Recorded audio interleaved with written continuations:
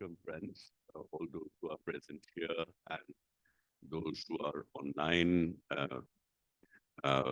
I'm delighted to have Professor Donald Davis, who teaches at the University of Austin, Texas.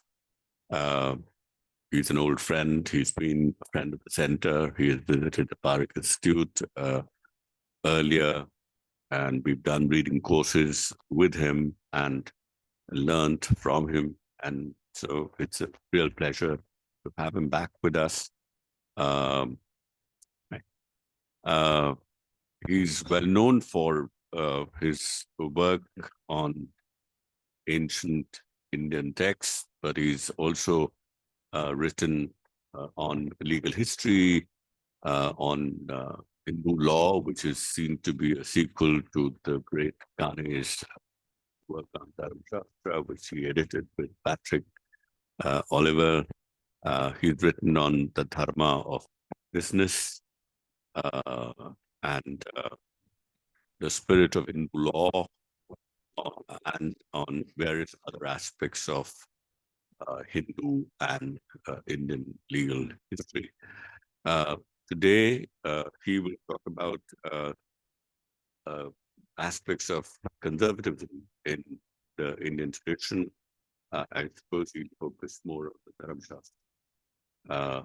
But I think he has a very interesting take on the conservative thought, and which he will elaborate. The discussant of this presentation is by our very own Ananya Vajpeyi, who is a fellow here at the center, and she very kindly agreed to be the discussant. So may I now to start the lecture. So thank you so much, Rajeev. It's a great pleasure to be back at CSDS and to share with you some of my latest thoughts on research. I really want to express my gratitude to both Rajeev and to Ananya for their friendship over the years and for their kind invitation to come and speak for you today. So I am the project that I'm working on is a series of papers related to the idea of conservatism, and I'm going to try to put a general frame around this topic, but then focus on a particular issue as we go along. So I'm just going to read my paper, and then we should have plenty of time for questions and answers. Conservatism is a worldview too consequential and too common to be restricted to modernity, to Europe and America, and to politics. It is a fact rarely acknowledged that most conservatives lived before the 19th century outside the West and never bothered with politics. It is therefore both a shame and a mistake that the notion of conservatism has not been applied to geographically wider and historically older contexts. One reason for its limited use in academic circles is its frequent and confusing use in everyday political speech, especially in the United States and perhaps now in India too.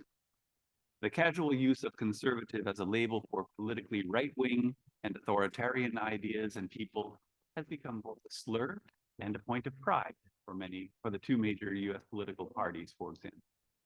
In this talk, I will try to justify the use of conservatism beyond the name-calling and chest-beating to which it has been reduced. My argument pushes in two directions. On the one hand, I want to insist that conservatism should be used as a general analytic category, rather than as a historically specific and limited label.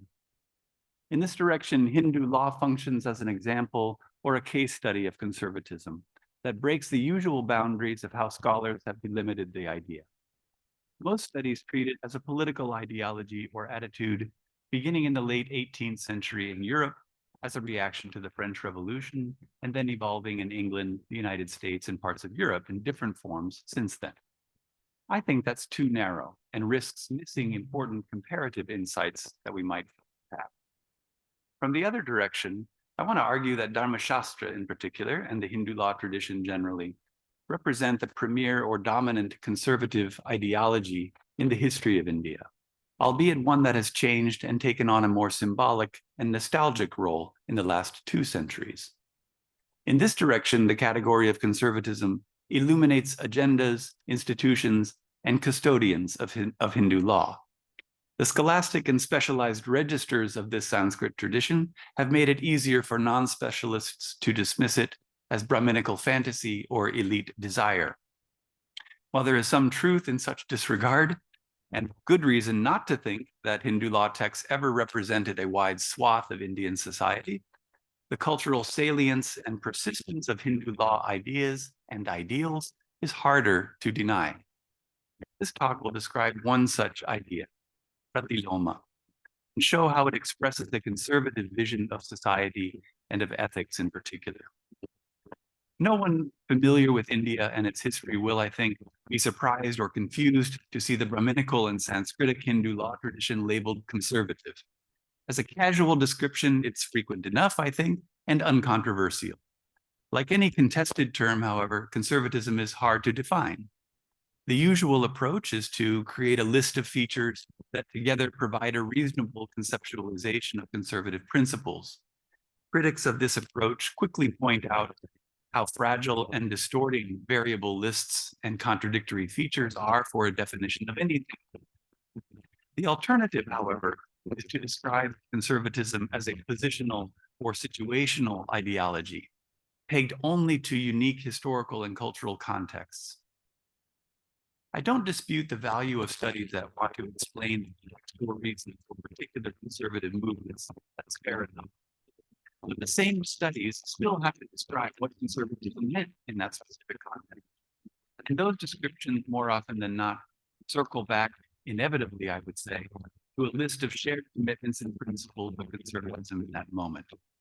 So the gains in claiming historical specificity do not outweigh the losses in not thinking about conservatism cross-culturally and trans-historically, because the features identified, those variable lists, share enough resemblance to warrant defining conservatism and using it as a general analytic category. If we could start the power.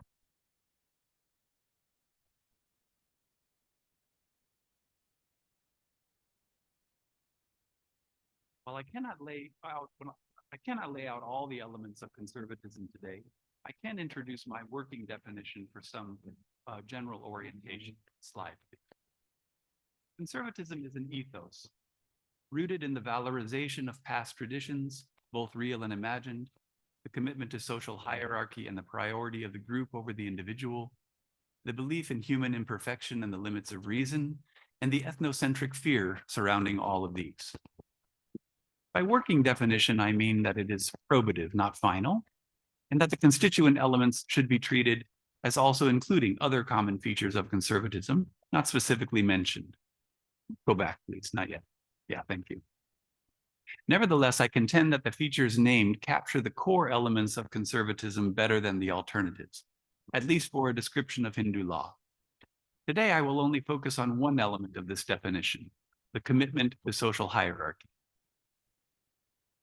Pratiloma paranoia, as I call it, is everywhere in the classical Hindu law tradition, the expert intellectual tradition of Dharmaśāstra in Sanskrit.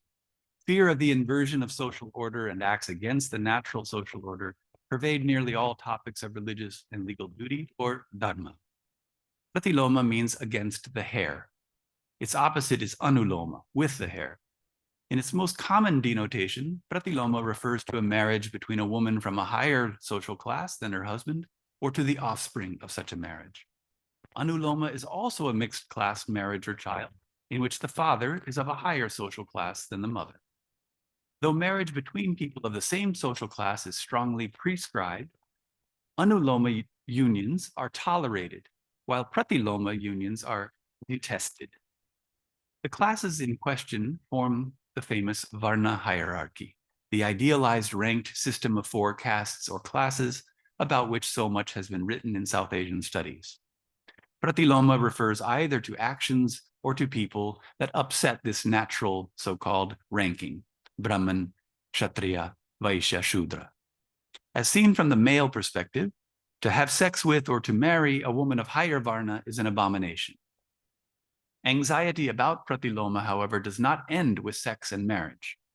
Pratiloma paranoia extends to all areas of social life, particularly areas touched by law and religion. So I will refer to examples from many other subtopics of Dharma in order to demonstrate that fears of mixing and inversion in the social classes were fundamental to the ideology of Dharma. Fear of class inversion connects to the fact that Dharma in classical Hindu law almost always means Varnashrama Dharma, the law or duties of social classes and life stages that permeates the Dharmaśāstra literature. Class hierarchy is built into the basic structure of the most famous and influential text of Hindu law, the laws of Manu, the Manava Dharmaśāstra. As Patrick Olivelle has shown, the structure of the text itself delineates Dharma sequentially first for Brahmins, then Kshatriyas, and so on. Precisely because it shows up in so many places, an examination of Pratiloma paranoia within the Varna ideology also provides insight into the general idea of Dharma, and thus into the interplay between law and ethics in this tradition. So I'm going to first provide evidence about Pratiloma from the sources, both early texts and later commentaries, and then draw on evidence of Pratiloma anxiety and class hierarchy to make a comparison with standard conservative positions from the Anglo-American tradition. Conservatism relies upon both natural religious hierarchies and political cum legal necessity to justify preservation and prescription of social status and duties.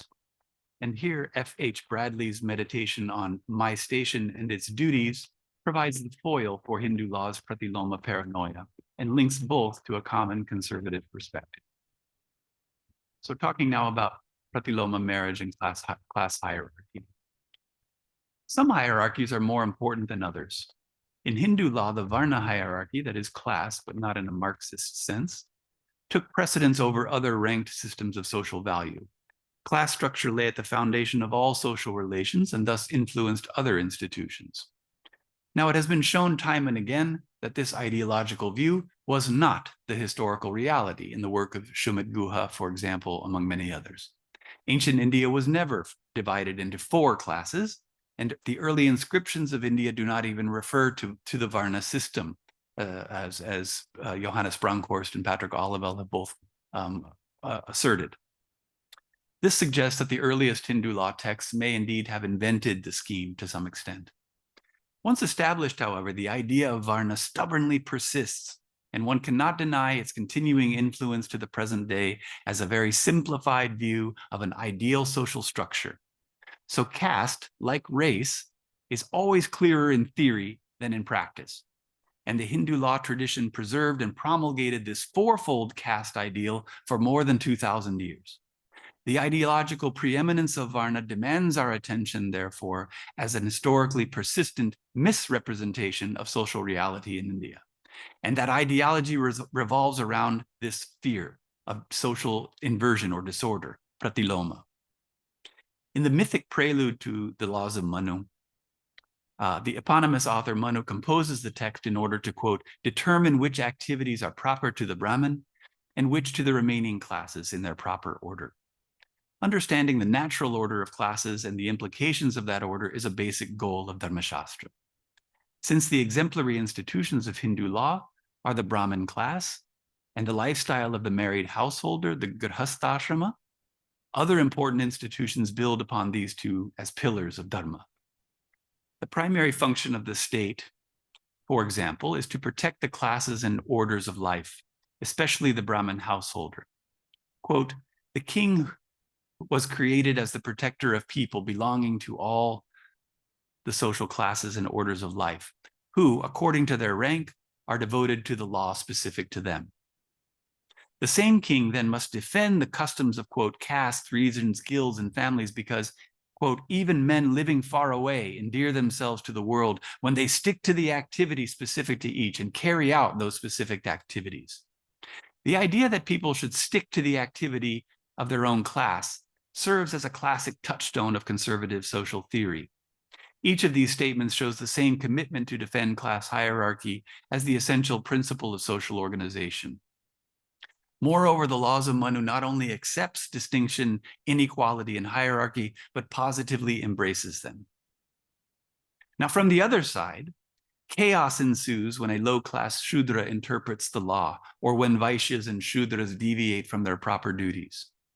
Quoting again from Manu, When a Shudra interprets the law for a king, his realm sinks like a cow in mud. Or the king should strenuously make Vaishyas and Shudras perform the activities specific to them.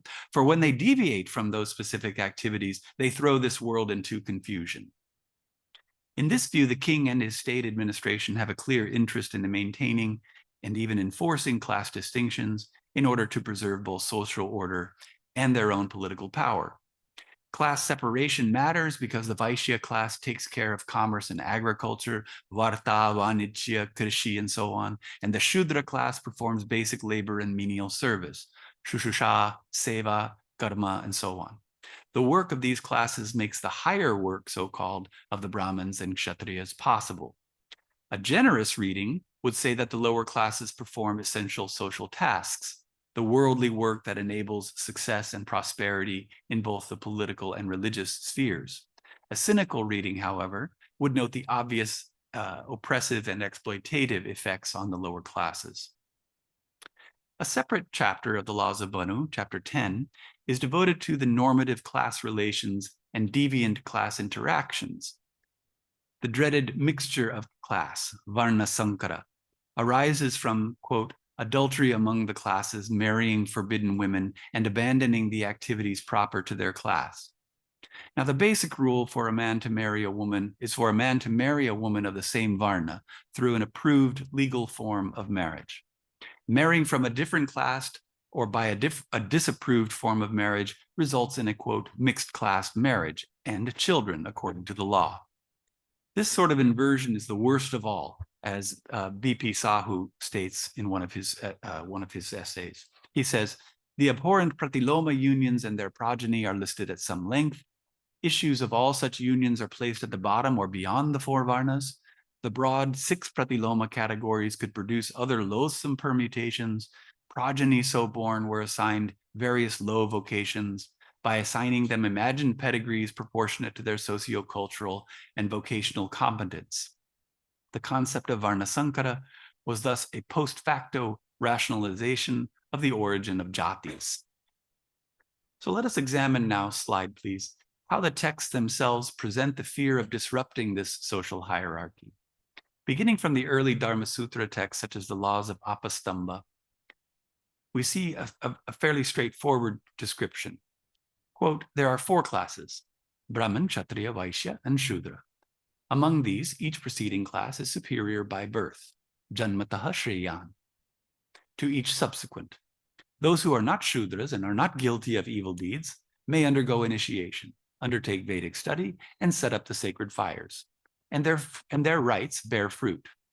Shudras are to serve, shushusha, the other classes.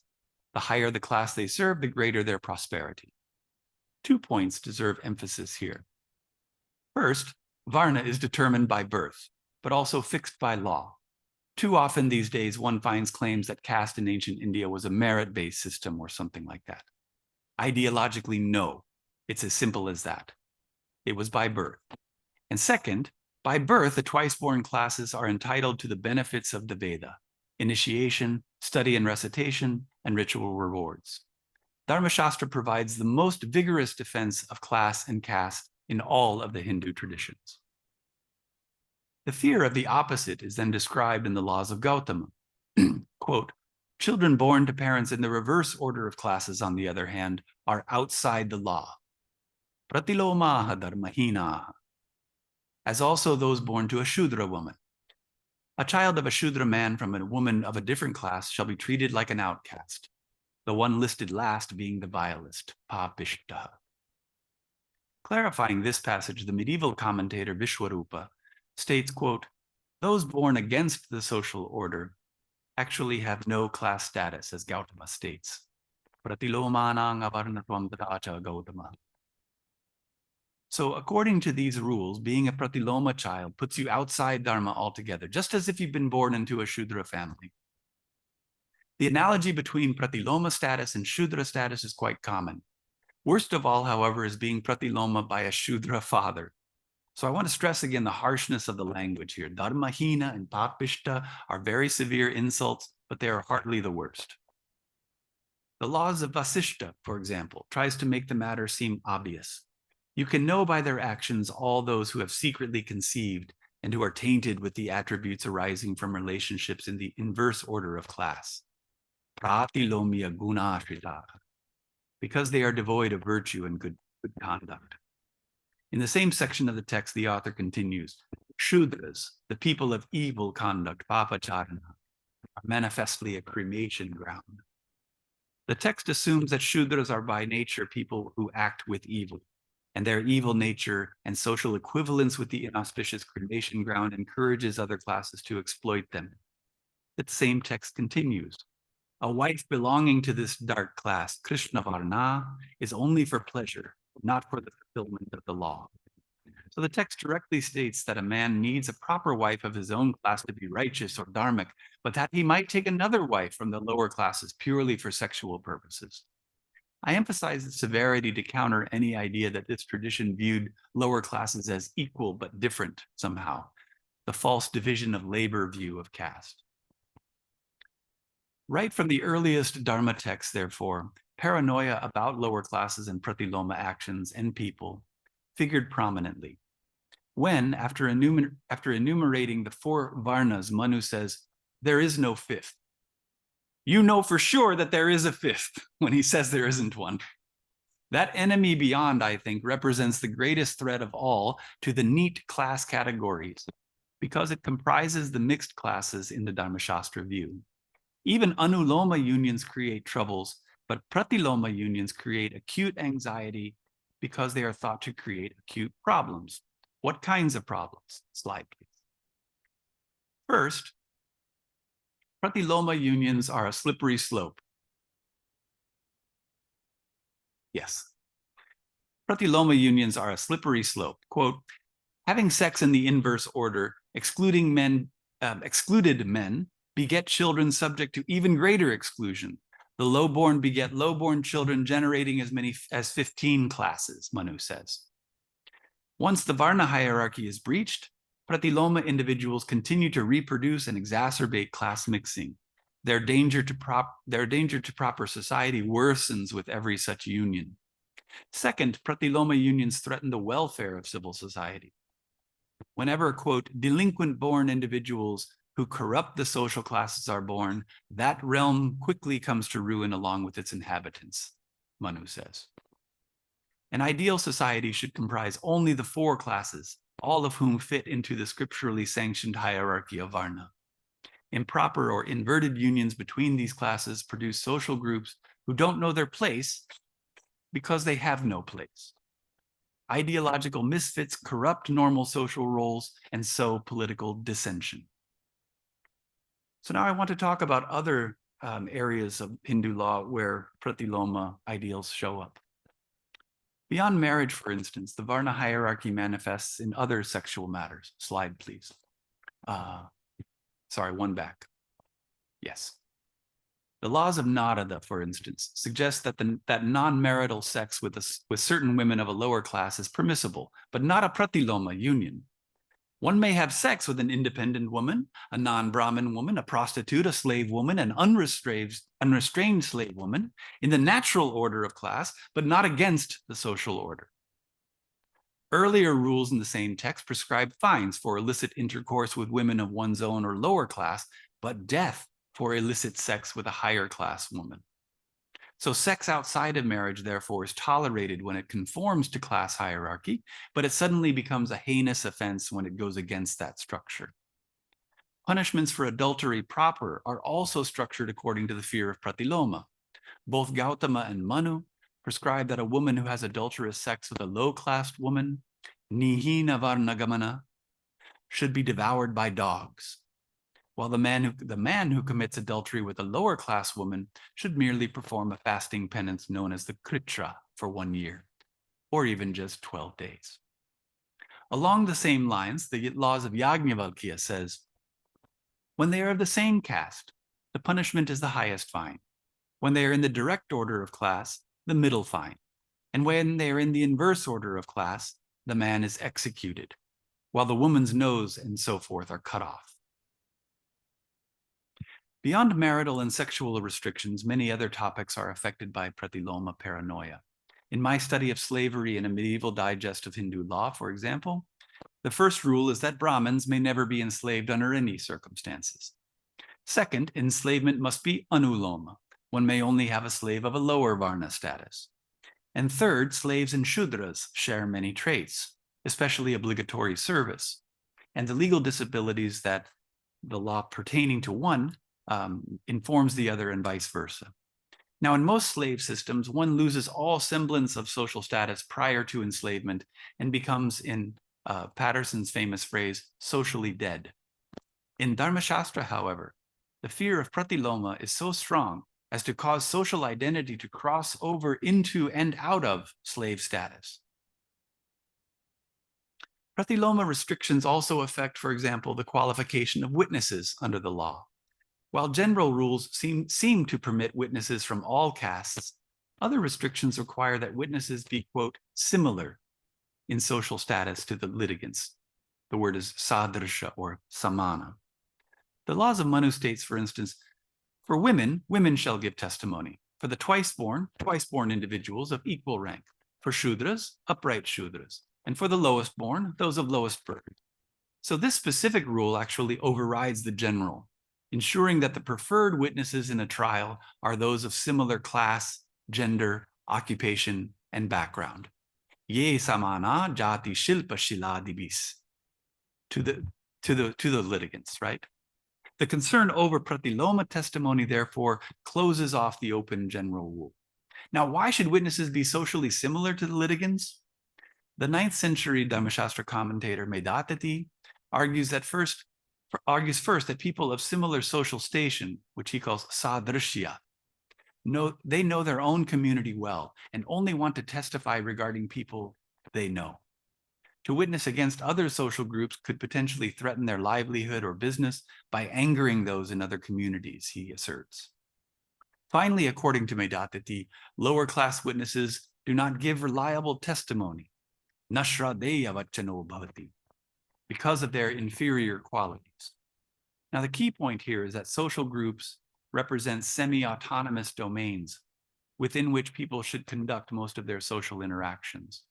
Cross-group, especially cross-varna interactions, should also conform to the broad rules about acceptable anuloma and forbidden pratiloma acts.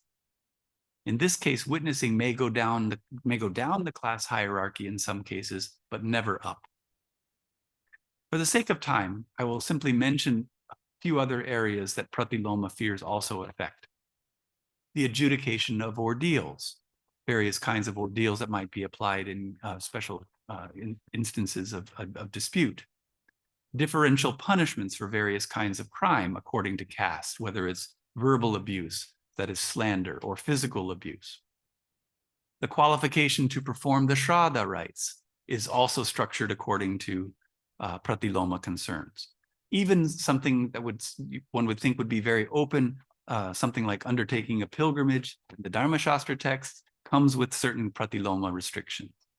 So from these major topics of Hindu law, we see how pervasive the fear of class inversion is in this tradition. In all cases, the hierarchy of social class is not a byproduct, not an incidental effect of dharma. It is, I think, the foundation and indeed the cause of dharma. As a result, hierarchy and the fear of its disruption inform the basic ethical orientation of the Hindu law tradition. So turning then to this relationship between class hierarchy and conservative ethics. If we try to set the concept of Pratiloma in a broader framework of ethical studies, we need an ethical vision that similarly starts from an assumption of hierarchy and social station. And the best analogy that I have found is an essay by F.H. Bradley, next slide please, called My Station and Its Duties, in his larger book called Ethical Studies. This is an older book from the late 1800s. In my view, Bradley captures not only an articulation of ethics that might have been written by a Dharmaśāstra author, but also essential elements in the ethics of conservative thought and conservative people. This fact leads me to describe ethics in Hindu law as a form of conservatism. Bradley's starting point is the observation that you see here. The individual, so-called, apart from the community, is an abstraction. It is not anything real, and hence not anything that we can realize. What is it then that I am to realize? We have said it in My Station and Its Duties. To know what a man is, as we have seen, you must not take him in isolation. He is one of a people. He was born in a family. He lives in a certain society, in a certain state. What he has to do depends on what his place is, what his function is, and all that comes from his station in the organism. Now, like the pioneers of sociological theory, who were his contemporaries, Bradley argues that people are inherently and inescapably social beings. The falsely idealized individual, therefore, misleads us into grounding ethics on the equality between individuals as a starting premise. To the contrary, Bradley argues that, quote, I and everyone else must have some station with duties pertaining to it, and those duties do not depend on our opinion or liking. Certain circumstances, a certain position, call for a certain course. In my station, my particular duties are prescribed to me, and I have them whether I wish to or not.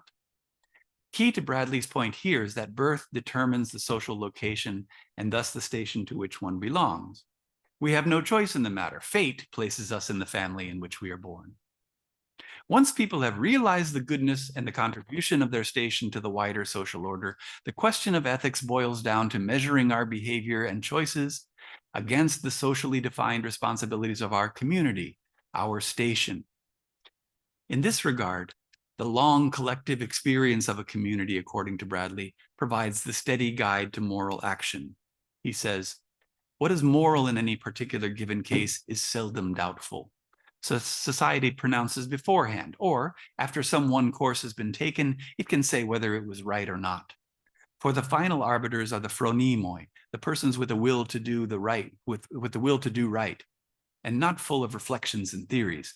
If they fail you, you must judge for yourself, but practically, they seldom do fail you. Their private peculiarities neutralize each other, and the result is an intuition which does not belong merely to this or that, or some collection of this or that man or collection of men. Bradley's notion that the private peculiarities of basically good individuals average out to a common good is consistent, I think, with Hindu law ideals that the Veda and the Brahmin community represent a fixed standard toward which the continuity of tradition bends. Through this tradition, the Veda replaces in many ways individual sensibilities with an orthodox, tradition-approved morality. Brahmins embody the Veda in society, and the dissemination of Vedic ideals, including the Varna stations and their duties, happens through them, through the Brahmins. The classes, their customs, and their rituals are social institutions that safeguard and preserve the necessary separation of the social classes according to Dharmaśāstra. In the Hindu law tradition, as in Bradley's formulation, ethics is a matter of knowing one's station, one's Varna. By birth and upbringing, individuals are trained and accustomed to particular forms of work and worldview. They should accept their station ungrudgingly and understand their social function as a virtue and a good. Moral decisions are a function of one's station, and more often than not, people know what to do on that basis. The idea of Varna Dharma could justly be rendered, I think, as my station and its duties. Theories of ethics at the extremes of universality and individual conscience ignore the straightforward experience of human socialization and ethical inculcation in communities, in Bradley's view. And in this view, communities teach morals. They offer spaces of belonging at a livable scale in the form of interdependent social stations. Varna, or class, is not just one of these communities in classical Hindu law, it is the master community, the framing hierarchy within which, quote, good people live. Respect for Varna difference, separation, and hierarchy defines the social order. The Varna of one's birth fixes one's duties, called swadharma, the religious and legal duties appropriate to your station. The scheme is grounded on a self-conscious distinction between those who are good, sadhu, and those who are low, adam, avara, degraded, apasada, or degenerate, padwangsa, or between high, utkrishta, and low, apakrishta. These descriptions make moral judgments about the people described and sometimes point to people who fall beyond the pale of the social order altogether. The fallen outcast, patita, or those who are bereft of righteousness, dharmahina. This hierarchy, like all hierarchies, is not neutral because it makes distinctions based on an ideology promoted by those at the top. The rhetoric of Hindu law not only elevates the Brahmin, it insults the Shudra and the outcast. Moral judgments grounded in class hierarchy manifest especially in a fear or a paranoia of lower classes, usurping the position and privileges of upper classes.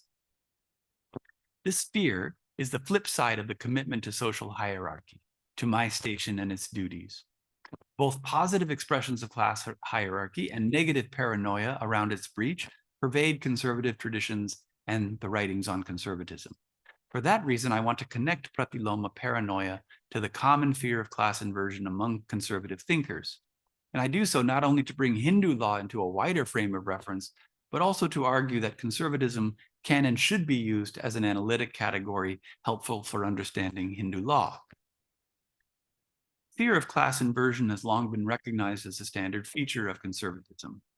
Richard Hofstadter's famous analysis of the, quote, paranoid style in American politics from the middle 1960s, in fact, inspired the title of this essay. And we have seen the conspiratorial fear of Shudras, outcasts, and foreigners among Hindu law authors more than once in the examples above. Slide, please. More recently, Corey Robin has argued that the fear of class inversion defines conservatism itself. He states, conservatism is the theoretical voice of this animus against the agency of the subordinate classes. It provides the most consistent and profound argument as to why the lower orders should not be allowed to exercise their independent will, why they should not be allowed to govern themselves or the polity. Accordingly, the social orders should embrace and abide by the ethics of their respective stations. Now, in the longer version of this paper, I cite from many conservative authors such as Eustace Muger, David Hume, Russell Kirk, and Richard Weaver, among others. I will only cite one passage further today from Alexis de Tocqueville, slide please, about the idea that people of same social rank will naturally feel a kinship of experience and moral obligation in a functioning society. He says, in an aristocratic people, each caste, and he uses the word caste incidentally, this is very early too. Each caste has its opinions, its feelings, its rights, its mores, its own separate existence. Thus, the men who belong to a particular caste do not resemble everyone else. They do not share the same way of thinking or feeling. They scarcely even think of themselves as belonging to the same humanity. For the real sympathies exist only between similar people. And in their aristocratic centuries, people saw only members of their own caste as their fellow. Think of that word similar people for a moment. It's not coincidental that both Medapati, as mentioned above, and Tocqueville put forth the feeling of, quote, similarity, sadrishya in Sanskrit, as the basis for class solidarity. Conservatives strive over and over again to convert the intangible goods of inherited wisdom into moral feelings that guide one's actions, so long as that wisdom remains within established social boundaries. These examples from just a few major conservative thinkers, I think and hope, establish the premise that the defense of class hierarchy is a central conservative ideal. As part of a conservative tradition, slide please, Hindu law authors valorize the existing order as a living embodiment of the past and tradition. Manu says, the path trodden by his fathers, the path trodden by his grandfathers, let him tread along that path of good people and no harm will befall him when he travels by that path. The sentiment here runs through all of Dharmaśāstra.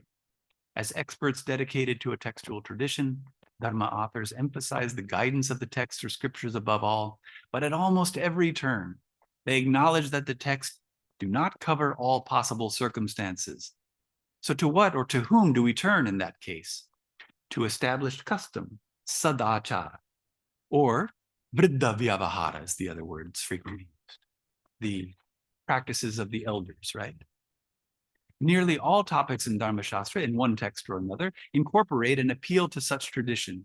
Whatever is not defined by the textual or scriptural prescriptions should be referred to long accepted practice.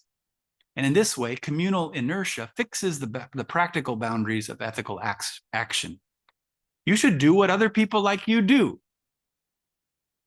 And in short, Hindu law conforms well then to Karl Mannheim's observation that the conservative experience of time itself differs in its obsession with the present relevance of the past.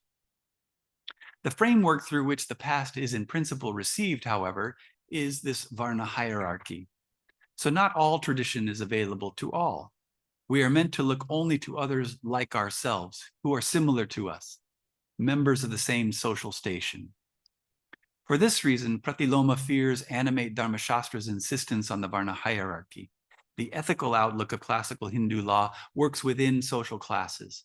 Each station has its basic duties that begin with a specific means of livelihood, and these occupations are the general blueprint for each class.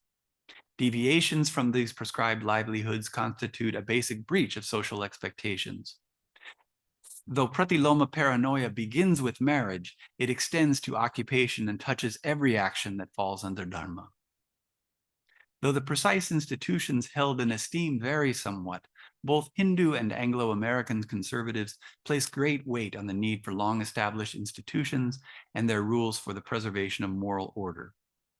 For these reasons, Dharmaśāstra and Hindu law should be front and center in the history of conservatism in India. So turning now to my conclusion. Why do we want to think about conservatism and ethics in the religious law of Hinduism? The assumptions and vocabulary of conservative thought provide a sympathetic set of presuppositions and concepts to describe Dharmaśāstra and classical Hindu law. By sympathetic, I mean a theoretical and descriptive language that I think the participants in these traditions would themselves agree to or recognize as apt. As I have written elsewhere, conservatism helps Dharmaśāstra speak English. For other purposes, there are good reasons to prefer an antagonistic or subversive theoretical framework to analyze Hindu law. But not all theory is equally suited to all tasks. One can and should choose other theories to illuminate other parts of this tradition, but every choice misses something. So in various publications, I have myself drawn on legal realism, legal positivism, legal anthropology, and the frameworks of other religious legal traditions, Muslim, Jewish, and Christian. None is perfect. None unlocks all mysteries. In any case, the goal is not to apply a theory, but to develop one, right? So the parallels that I have noted between Hindu law and traditional Anglo-American conservatism suggest that other points of comparison also exist. We should therefore consider the possibility of studying conservatisms in the plural comparatively and historically. Hindu law provides a good starting point for a non-modern, non-Euro-American conservative tradition. And here I note that I discovered only this past weekend that Jayatirth Rao has written a book on modern Indian conservatism, which some of you may have seen. Although drawn from some similar observations, I found Rao's survey, which contains some interesting insights, more than a little impressionistic, as the title itself admits, and also much too assertive without sufficient evidence. There are no notes in the book, and the survey unconvincingly claims as conservatives figures such as Ambedkar, Jyotiba Phule, and even Periyar E.V. Ramasamy Nayarkar. I think we are really far from ready for a general history of conservatism in India. And so my goal in this presentation has been rather to provide detail about just one feature of one Indian tradition that can be helpfully described as conservative in order to put it into the right kinds of comparative conversations. Now, much better are the 4 articles in Studies in Indian Politics from 2018 by Sudipto Kaviraj, Vanya Bhargava, and others. But even these excellent articles focus only on the modern period. I think there's a much deeper history to conservative thought in India, and that Dharmaśāstra represents the epicenter of that tradition. So let me conclude then with a quick summary. Class hierarchy is not just another hierarchy. Many hierarchies operate simultaneously in social life, but they're not all equally important or relevant in every moment. Just as racial ideology would be, and especially would have been, an omnipresent, unavoidable hierarchy in the United States, so also is the Varna hierarchy an ideology that supersedes or more frequently impinges on social encounters than others. Second, the ideological complexity of caste derives from the multiple conflicting values of hierarchy upon which it is based. The rankings differ on the ground, and people contest them. Ideologically, however, Shudras, outcasts, and foreigners are always a problem because they fall outside the hierarchy, the so-called sacred order. When these groups step outside their social boundaries, therefore, the social order is threatened. Other distinctions such as proximity to power, occupation, food exchange and eating habits, and residence also produce stratifications and were and are sometimes conflated with Varna and caste distinction. As a result, caste was, as they say, always already a mess, no matter when or where we place its point of origin. It is many hierarchies, I think, not one. The Varna scheme, however, is a hierarchy of the mind, not a hierarchy in action. It persisted and persists translocally as a deliberately and conservatively cultivated ideology of Dharmaśāstra and other Hindu texts. Varna's very simplicity and imaginative hold give it ideological sway and persistence. So finally, as we search for a language to describe and understand Hindu law, conservative thought and the ethics of my station and its duties lend themselves easily because they valorize the past, they promote class inequality as natural and necessary, and they link ethical values to social position. Thoughts and actions are deemed moral insofar as they conform to what people like us do and have done. The conservative paranoia of socially unaccepted groups feeds the ongoing preservation of class distinctions.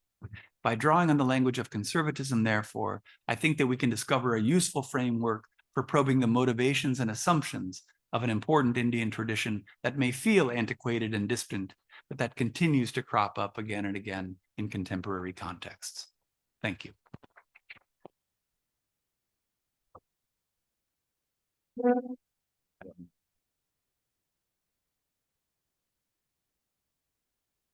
Questions, Right. No, I was just seeing if he doesn't need the the PowerPoint anymore. PowerPoint. Right. So that was really terrific, Don. Thank A you. wonderfully lucid and thought-provoking talk. I'm going to ask Ananya to comment. And then I'll take the privilege as a chair. I've got some questions. Normally I ask right at the end, but this time I will follow up on Ananya and then open the floor to others. So, Ananya. Thanks, Don. These are discourses and texts that I've lived with for 25 years. Since I worked on my dissertation and subsequently on Ambedkar. And so sometimes when you're very close to a text or a genre of text, it becomes very difficult to contain, one's thoughts in a way that that is short and crisp. But I'll try.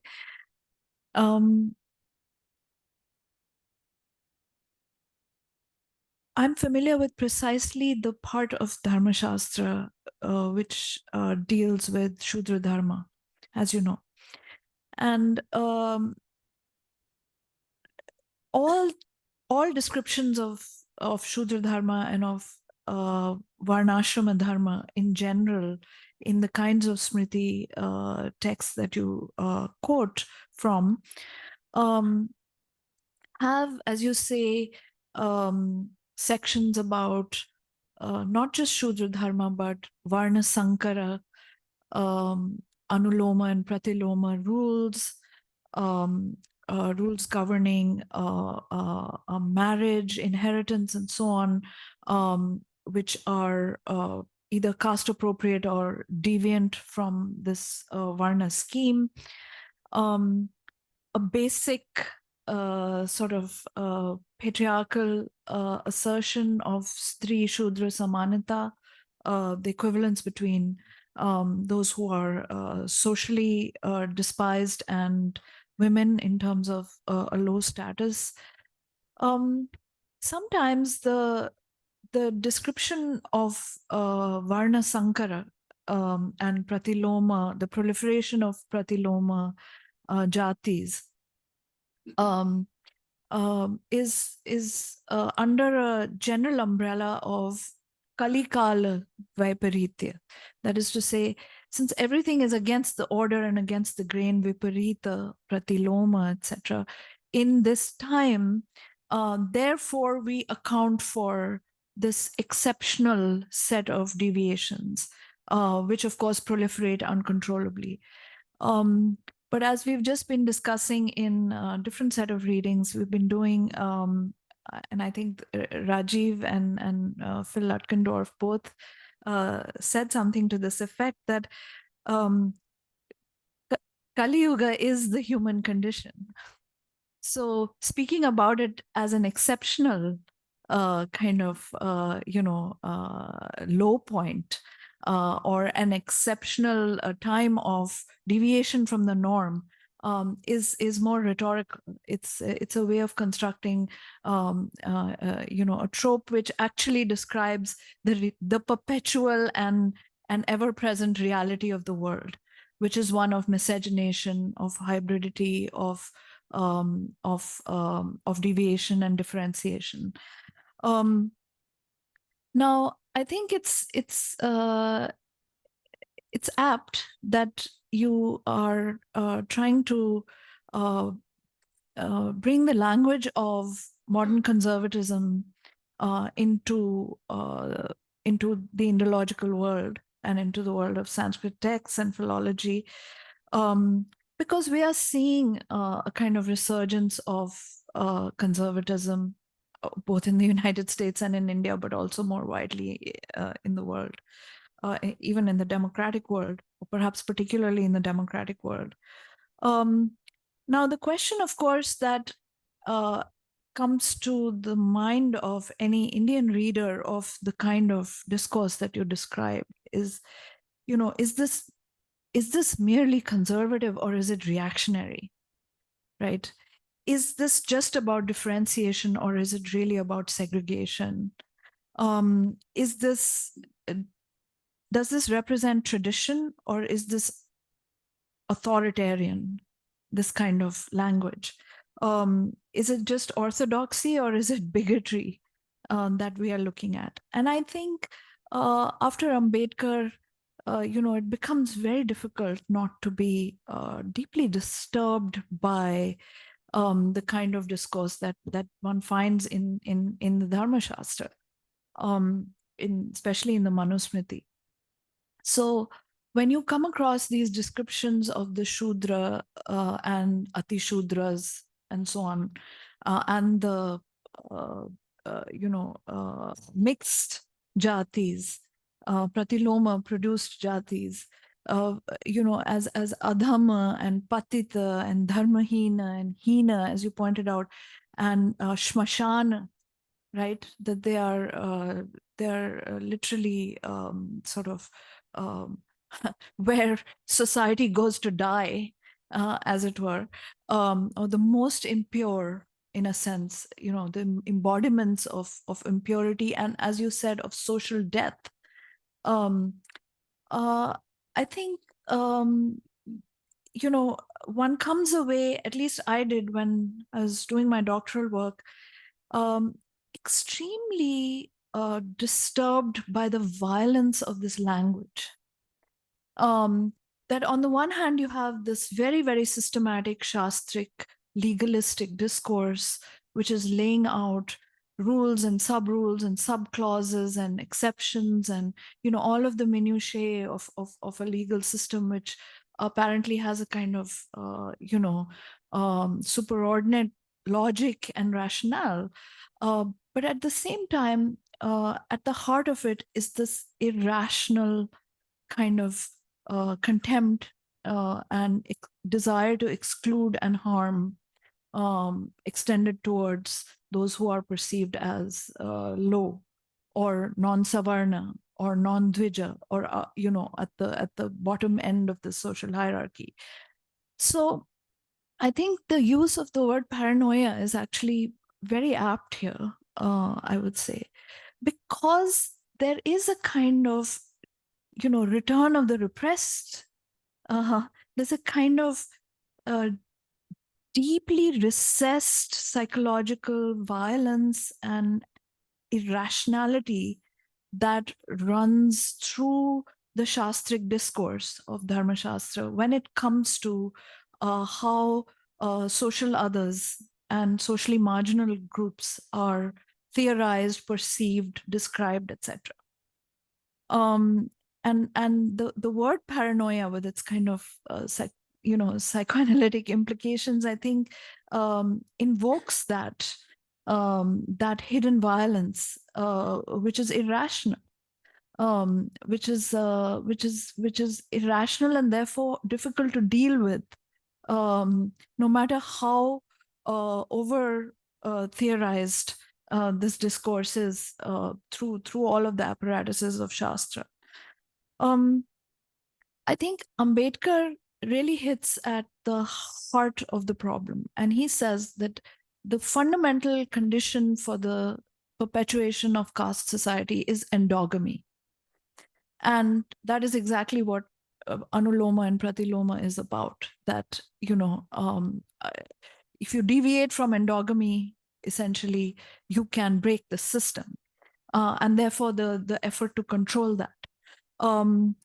But he reacts to the violence of this kind of language of dharmahina and shmashana and so on.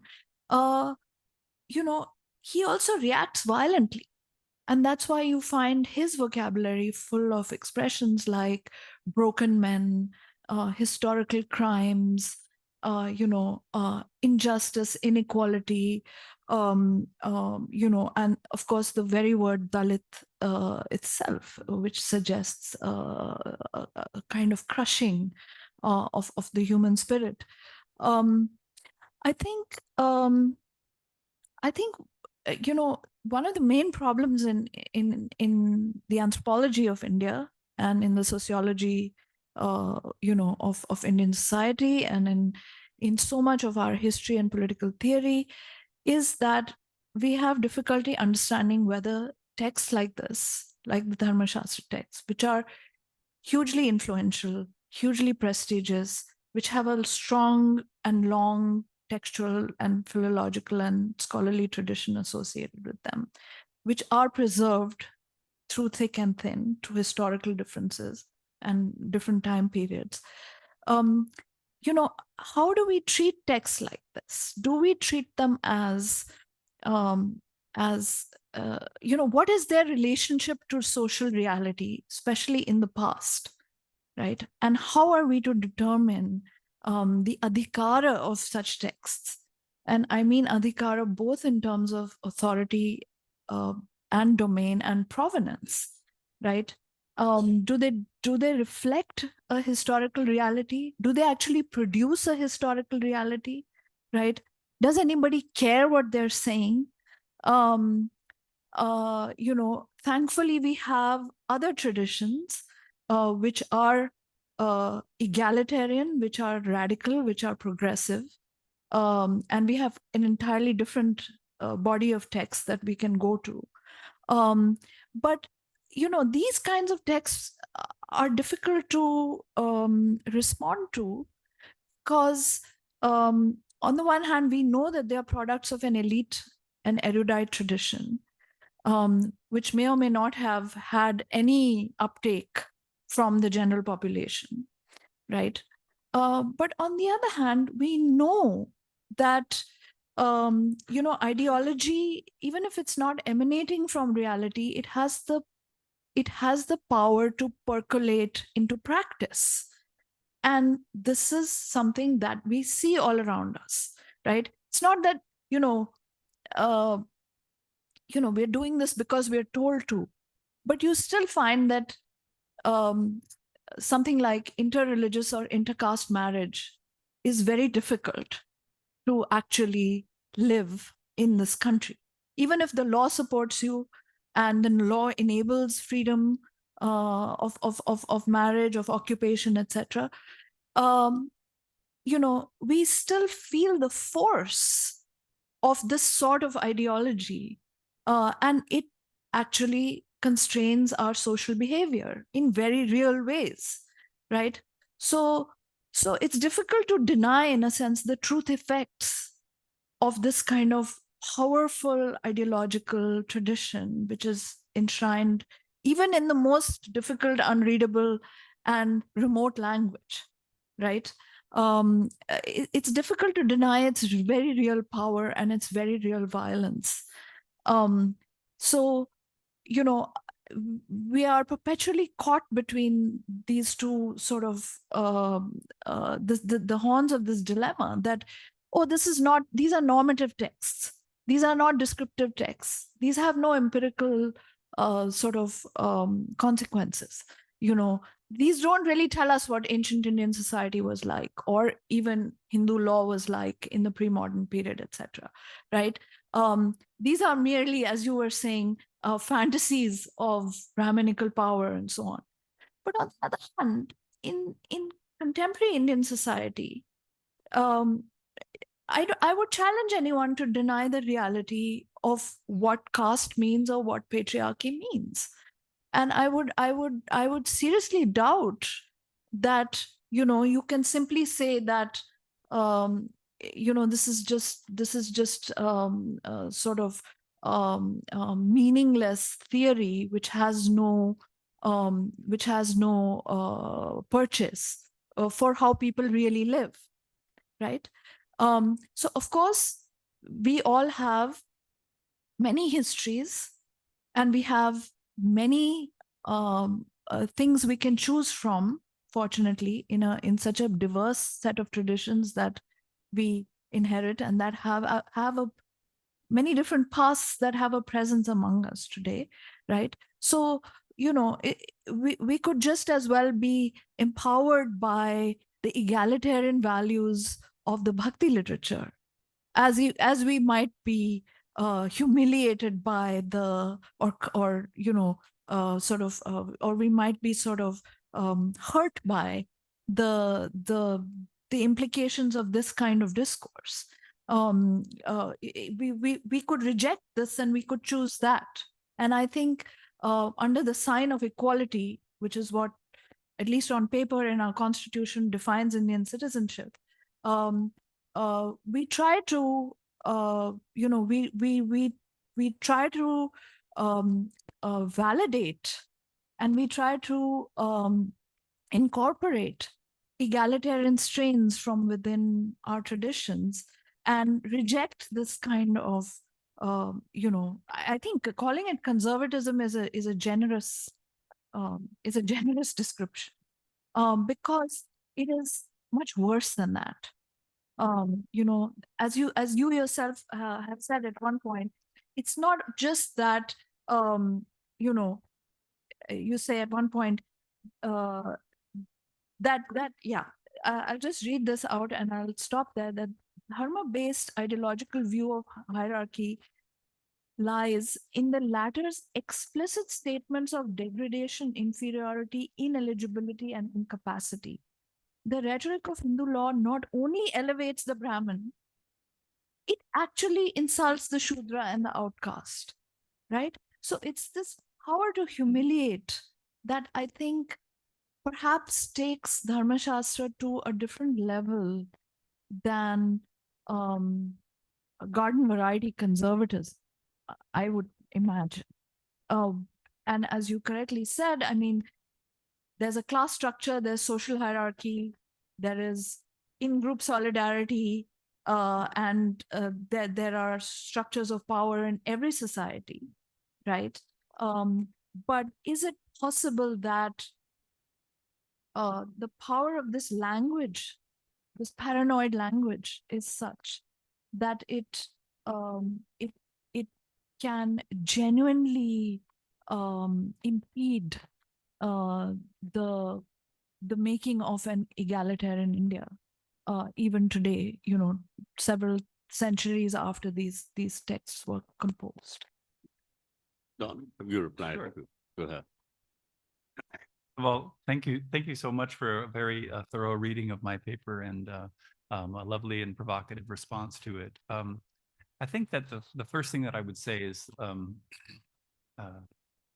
the the paper is explorative in its framework, and although I have hit the concept of conservatism pretty hard, I guess I would start by saying that I'm trying to make a differentiation between conservatism as it is typically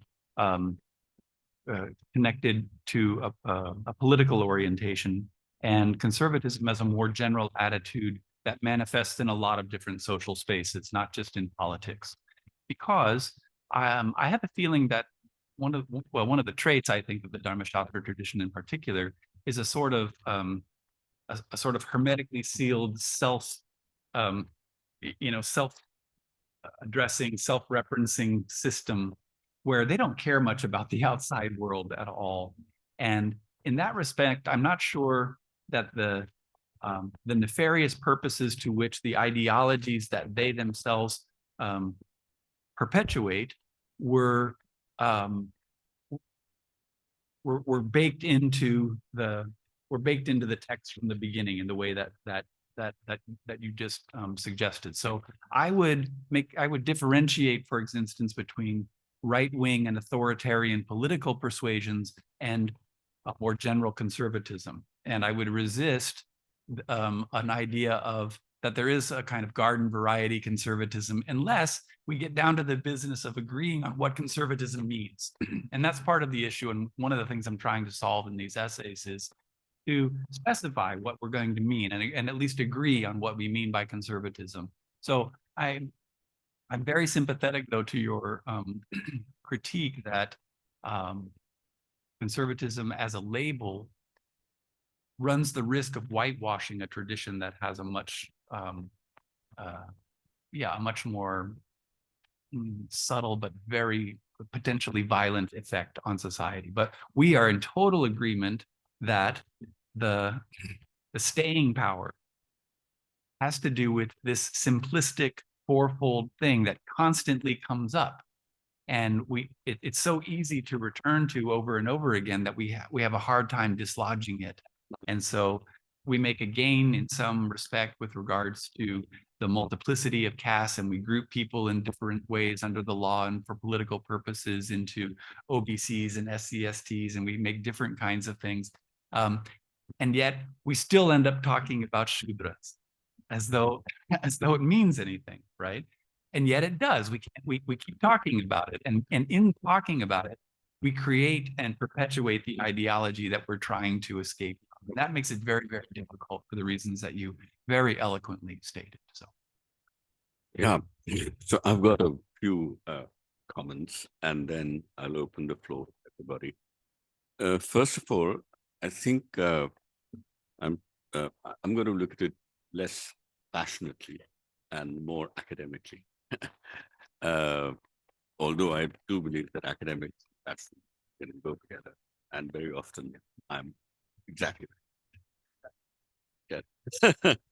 So no, I'm thinking about. I think the first thing that comes to my mind when I think of conservatism is that the best has happened in the past. So I go along with what you've said, but I'd like to put the normative emphasis a little more. The best has happened in the past, and therefore any change can only be for the worse. And therefore the past, it must be conserved. And that, I think, is one of the major, I would say, constitutive features of conservatism. You got it, but I'd like it to be co-grounded slightly differently.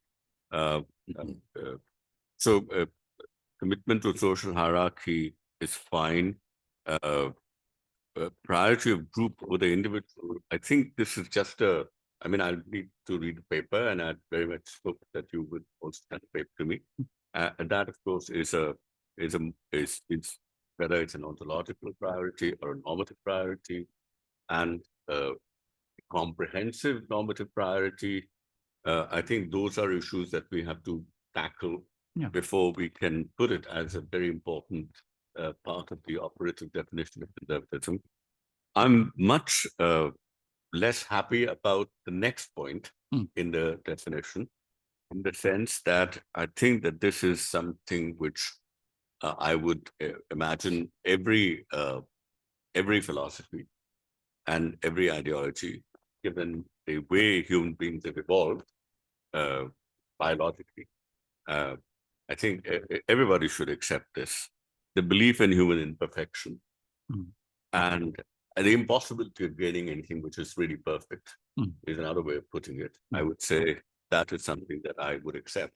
Even the most radical persons would accept. And the limits of reason. The limits of reason also very important to understand.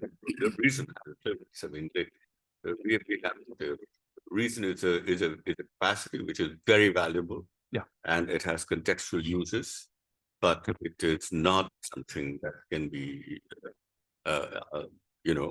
certainly not self-sufficient.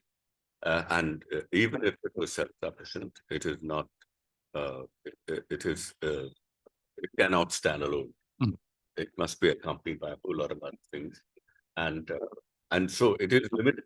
It is a limited capacity. In every attempt which has been made to make it to cross limits of reason have proven to be disastrous. Human reason perfectly, certainly. I mean, so I think that also, I'm sure you have already thought about that in your paper. Yeah. And I have not had the benefit of reading it. So but I'd say, I'd say on the definition part, which I had was fortunate to have a look at. I'd ask another question, and this is something that came up today in our discussion as well with in our reading group. I think I want this clarification. Shudra is, I mean, all in the Varna system, every class is what it is by virtue of birth, right? Now, evil qualities, are all Shudras necessarily, I mean, they're there to serve, but they're also, do they necessarily also have all those evil qualities, which other human beings can also acquire, but do not have necessarily?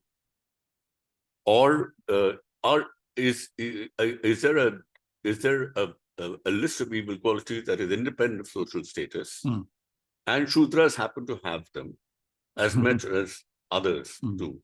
Okay. I want a little more clarification on this. Sure. This came up today in our discussion as well. Right. Is the Kali Yuga, would the Kali Yuga be best called Pratiloma Yuga? or if not Shudra, at least Pratiloma. Right. Which is which is largely to do with Shudra men. Right. They are the ones who have produced all this Pratiloma. Right. So that's one question. Okay. In other words, and that actually relates to another question. I mean, which is, it seems to me that one of the things about the caste system is that it in the Dharmaśāstras particularly, is that it cannot think of a conception of the good which can be pursued by everybody, or which can even be plausibly conceived by everybody. The conception of the good is dependent entirely on one's location, right? That's so right. Each social location has its own good. That's right. So, That's right. So now you got it. That's the point of the paper. That's right. And now the other, but I would say that in the larger tradition of India, you've always had a distinction, except for the Dharmaśāstra tradition, except for the Manav Dharmaśāstra. There's always a distinction between an ethic of self-fulfillment, an ethic of the ultimate good, and the norms of social interaction, which may be customary or which may be translated into moral terms, right? So moral social morality, social customs, and those, so caste hierarchies come under social, and there is an ethic which is independent.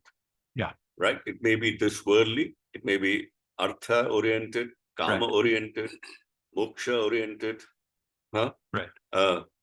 So these are the ultimate goals of human life, and anybody can pursue it. And there can be multiple versions of them. So there can be a Buddhist idea of the good, ultimate good. There can be Right. a Jain idea of the ultimate good, an Ajivika, and a Vedic idea, which is not necessarily caste-based, and a Vedic Brahminical idea, which is Dharmaśāstra, which is caste-based. We have different conceptions of the good life, and it's possible for people to move from one to the other, as indeed they did. And it's easy. It's also possible for people to combine these two ideas of the good life and be fixed in one social location. Right. Right. So I mean, I would say that it's only in the Dharmaśāstra is this very important link. This is yes. And that's exactly. Let me that brings me to the last point, Oh and my then I'll God. stop. Okay. All right. And that is to do with his distinctiveness. I mean, we call it the Hindu. I mean, this is something which I'm been working on. Yeah. Do we and so the Hindu law, are we equating it with Dharmaśāstric tradition, law in the Dharmaśāstric tradition? Can we not talk about Hindu as a much broader category? Which Dharmaśāstra is one, and there are multiple often resulting from an encounter with a Dharmaśāstra in opposition to the Dharma. Name another legal tradition, though. That No, legal is well. I mean, you know, what legal? That's yeah, but legal history is. I mean, take for example the Islamic law. Right. Right. Not Hindu law. Not Hindu law. But I mean, I'm using the term. I mean, there were Buddhist kings, right? And they must have. They didn't use the word law. I mean, and the dharma. The dharma is not. I mean, dhamma. Ashoka is a very good example. No. Right? No, Ashoka. It's a terrible example, actually. No. Yes. In my point of view, Okay. Ashoka Dhamma is not just niyama based; it's also nityati based, right? So both are very important. Both danda and persuasion are both important. The niyam is only one aspect of it, but the dhamma is not certainly law, but includes law. Agreed. Right? It's not. It's not separate from law. It's not. It doesn't exclude law, but it's not exhausted by law. Yeah. In the sense in which we understand law, which is enforceable to us, it's big political power, right? Yeah. Not just social, but it's also, in a sense, politically enforceable. But why can't we think of many traditions which are different and think of Dharmaśāstra as part of it? And all those traditions, Hindu, and then Dharmaśāstra be one of the Hindu, in which case we're protecting. But those other ones are not law. That's the thing. It's the two thing. Yeah, okay. yeah. Okay. So anyway. So okay. I heard four major things in there. I'll try to get to most of them. But if I lose the thread, then you remind me. I'll start with the last. So Hindu law is a category that has a real existence. Those of you who are Hindus in this room have to, your marriage law, your inheritance, your maintenance, your divorce rules, and so forth are governed by something called officially in India Hindu law. Right now. Right. And so what is that? That is the result of an unusual process. But basically, there were the Hindu code bills of the 1950s that became codified. So it's now a statutory tradition, putatively, right, supposedly based upon some aspects of the Dharmaśāstra. The relationship between what is statutorily Hindu law in the modern India and what the rules are in the Dharmaśāstra is very loose. Yes. And almost almost not a total disconnect, but apart from a few concepts here and there, is very, very different and very streamlined. And that was part of the purpose, was to make it simpler and to bring a lot of different traditions together. So when we talk about Hindu law, we have a historical category that was invented by the British, Yes. and kept by contemporary India. So if we want to understand the older tradition and we don't use the word Hindu law, then we run the risk of this, breaking that link between these two traditions, because there's a straight line, right? What the British called Hindu law was directly based upon translations that they commissioned in order to try to, impose the Dharmaśāstras onto India. Is an anti-Hindu document. That's right. Because it is, basically it is attacking the caste system. Well, It's saying banning untouchability, so the entire Pratiloma thing is gone. Now, I agree with you. It is allowing intercaste marriages. Yes. I am not saying that So what I'm Dharmaśāstra saying is at all that defines. Hindu law, Right. Constitution is against Hindu law. Yes. That's what your friends are saying. No, Yeah. my friends are not saying it. I'm saying it by his. I No, think, no, no. but I'm I just- think that's fair, and I think No, I we think are- the Constitution says, does exactly that. And one of the first things that happens after independence is to reframe Hindu law such that it can fit within this new constitution. And it couldn't be the same Hindu law that was there before. So it is against the old Hindu law Yeah. in favor of keeping something called Hindu law in quotes. Which Right. is exactly so. Yeah. If So the Hinduism caste is much wider if- than what Hindu yes, law is. Of yes, course, of course. And the Hindu, Right. if caste based Pratiloma, Right. if this is Hindu law, Right.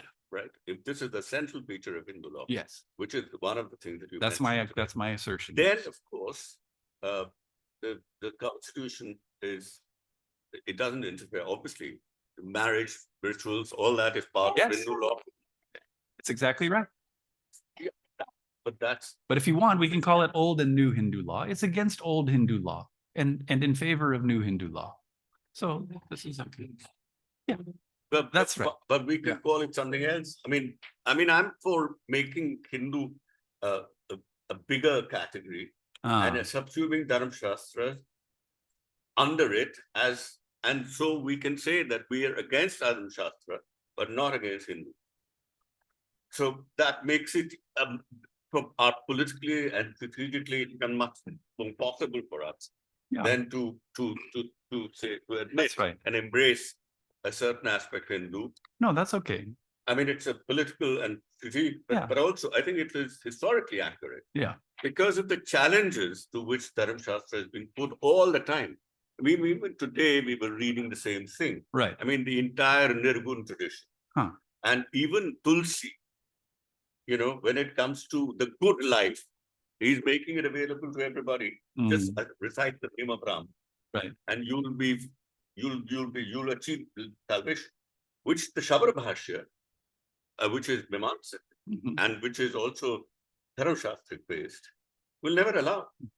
So, what I'm saying is that constant challenges, and this is the history.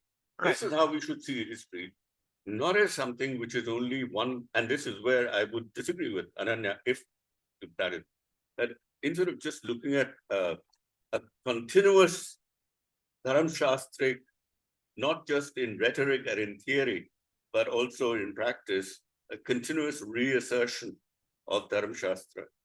We constantly challenge, both in theory, the bhakti is one, both in theory, in rhetoric, and in practice, challenging this whole thing. And we saw But you haven't killed it yet. They haven't killed, of course, because both are very strong. Yeah. The 19th century was the high point of this. Rajeev, I'm sorry. We- This is a historical account. It Of? says of a certain set of ideas that are drawn from a certain set of texts, right? Which he's trying to widen the frame for by allowing us perhaps, or suggesting that it might be good for us sometimes to be able to use the language of conservatism more broadly to describe some features of this legal tradition, which has a certain history, I understand that. right? So, I'm- to pose to this particular account, all of the problems of the Indian Constitution, the evolution of modern Indian law, the role of the British in it, the role of Ambedkar in it, etc., and the broader possibilities offered by different aspects and varieties and sects of Hinduism. I mean that broadens us. No, it broadens us. You brought all the present No, into it broadens the discussion No. to a point where what is new and interesting in this paper is not. It has to do with and if at all it addresses these kinds of things, it's almost exclusively for Brahmins at the end of their life, right? Who are in the sannyasa phase, who are entering some kind of quasi-renunciate point of view, or for renunciates themselves, yatis. But normal people don't go in for this, right? Normal people have their families and they do their jobs and this kind of thing. And for those people, all of this other business is pointless. You just live in your social station, and that's what the moral life is all about, right? So the multiple conceptions, or a common conception of the good life, I think is not something that this tradition wanted to encourage. Addressing another point very quickly. There's a problem in the presentation that I gave today, which is that I'm working on a larger book of which I took portions of the introduction where the definition is described, and each chapter actually was going to address the pieces of this definition. So the fact that the adherence to the past and things like that are not here has to do with that coming from the general part of the book. But let me address this particular issue around the group and the individual, which you objected to. That's I think that is the idea that there are limits to reason, and that the group provides a sort of collective wisdom, is in the conservative tradition of the Anglo-American conservative tradition, at least, precisely directed against those who come up with big ideas like Rousseau, like the French revolutionaries, like Marx, who have simplistic big ideas that they think are going to solve all of humanity's problems, right? And for the conservatives, these are all rational ideas that sound really good on paper, but never work in practice. And so they would say that those accounts don't take into consideration that humans are emotional beings and that they are imperfect inevitably. And so if you want to make an argument for human imperfection and something, where a push and pull between the group and the individual, then I would say that you're advocating an historically conservative position on this issue. I don't mind. So I don't mind it either. Of the conservative positions, I think it's the most interesting. Yeah. I've forgotten now, though, the very first one that you talked about, but we can do that later. Yeah. I think we're running out of time, and we better open. Sure.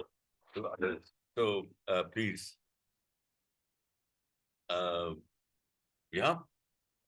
No, please go ahead. Just introduce yourself. Yeah. Introduce yourself, please. And I'm teaching English literature, so I guess it's the words that, since your name? I'm Simran. I'm Simran Chadda. I'm not so sure which caste and class or whatever that belongs to. Figure it out. I was the word conservative that you use gels well with the Anglo-American scenario as it is now. The word that came to mind, I think that in your conclusion you're going to come to. Thank you. So it's a very good point, because the literature on conservatism tries to make a fairly rigorous distinction between conservatism and orthodoxy, even though the two sometimes overlap, and people who have orthodox views are very frequently conservative people as well. But the difference, according to people who've thought a lot about conservatism, is that orthodoxy is a much stronger ideological position, typically one that has a religious basis. Now, you're right that the religious basis of the Dharmaśāstra is pretty strong. especially its advocacy and deference to this very broad idea of Veda, right? And that everything that comes out of the Dharmaśāstra tradition is in some respects, by definition, Vaidika. However, the reality of that is quite different. The reality of the Dharmaśāstra tradition is that there's very little that comes directly out of what we know as the Vedas that comes into the Dharmaśāstra tradition. And so the collapsing of Vedic with Dharmaśāstric is a move of a very orthodox nature that sometimes the Mimamsa authors would like to do in the ancient world, and that certainly some political figures of the present time would also like to do. So they would use Achara or Vriddha Vyavahara that I mentioned in this passage. So they understand that most of their traditions derive from memory, smriti, right, which is another word for tradition actually, or from the practices of what good people do in their particular community. So those two sources of dharma are the ones that are much more aggressively developed in the Dharmaśāstra tradition. And the Veda stands as a kind of umbrella that covers, I sometimes call it a patina. It makes the whole thing look nice, right? But underneath, it's a much more dynamic thing. Thank you. Mm-hmm. Yes, please. And who are the others? You will 1, 2, 3, and I don't know if there is anybody online, but I thought there was a question. Yeah, go ahead. Okay. Yeah. My name is Shiva. I'm from History Department, Delhi University. My question is coming from a problem I'm being indulged in. I had taken a paper of Introduction to Ancient Indian Sources. So I was going through these Dharmaśāstra traditions. So it consists of Dharma Sutra and other texts also. And in this text criticism class, what is it is being written in the text, how it is followed in the society. This is one paper. So I was reading about its development, how this text, which time it had been written, and what are the commentaries, tikas, and what other texts that concludes in Dharmaśāstra. That had been a period from 900 to 1900. It had been told that these are the developments. Right. And in my second paper, I am dealing about in the medieval times that there are laws, as Rajeev is pointing out about that, how Sharia is being manipulated by society in practice. Challenging in Qazi courts, there are being petitions given by women's were, and there were, I'm reading the work of Laura Benton about legal pluralism in India, how these multiple courts are there. So in terms of, my question is based on the legal history of India. Yeah. Other than this Islamic texts which are being Sharia in pre-modern time, how it is being contested by women's through negotiations and others. What is there in the scene in terms of in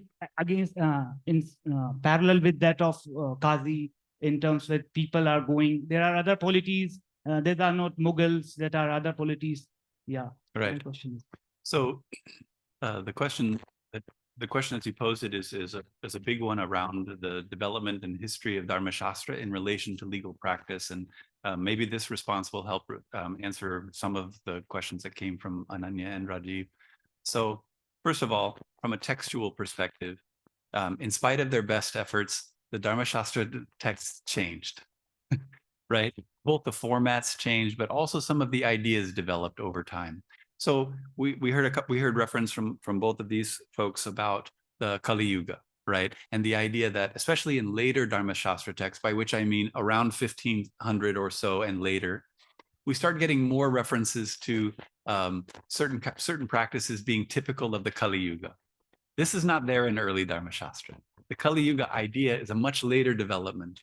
And so we don't have, so that's a way of trying to understand and account for what was once a perfect, a great society in the very conservative way that is now degenerated into this Kali Yuga. So it's another conservative principle, if you ask me. It's an ideal there.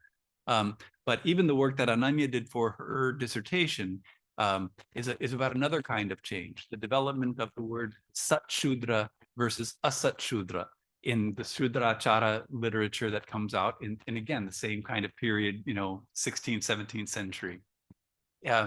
We didn't have there was no different, there was just Shudra, but then we needed a word like Sat Shudra because Shudras in this period of time were gaining certain kinds of political power, certain kinds of social status and so forth. And the Dharmaśāstra authors were tasked with giving them a respectable pedigree.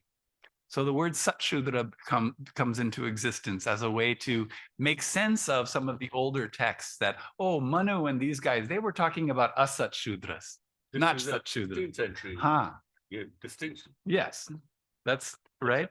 And so this, so you can see that the tradition is changing, but it's also it's responding in a way that's trying to continue to make sense of the older texts. Now, the second part of your question is about how any of this relates to law on the ground, right?